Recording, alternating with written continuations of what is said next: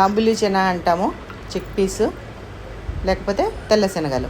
ముందు రోజు రాత్రి నానబెట్టుకొని పొద్దున్న లేవంగానే దాన్ని ఒక మంచి క్లాత్ మీద ఆరబెట్టేసుకొని చెమ్మ లేకుండా చేసుకోవాలి. ఇప్పుడు దీంట్లోకి కొబ్బరి నూనె వేసుకోవాలి.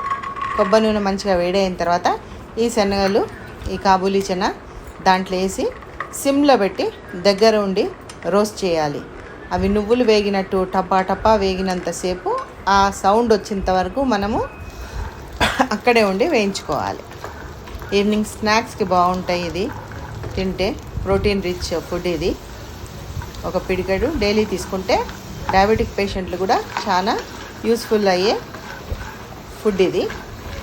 చూసారా అంత వైట్ అయ్యి పేలాలి, ఎట్లా అయితే పేలుతాయో ఇవి కూడా అట్లనే వస్తుంటాయి. ఇప్పుడు దాంట్లో కొంచెం ఉప్పు కారం రెండు మిక్స్ చేసేసుకొని మంచిగా రోస్ట్ చేసుకొని తింటే ఆహా చాలా బాగుంటుంది. ఇంట్లోనే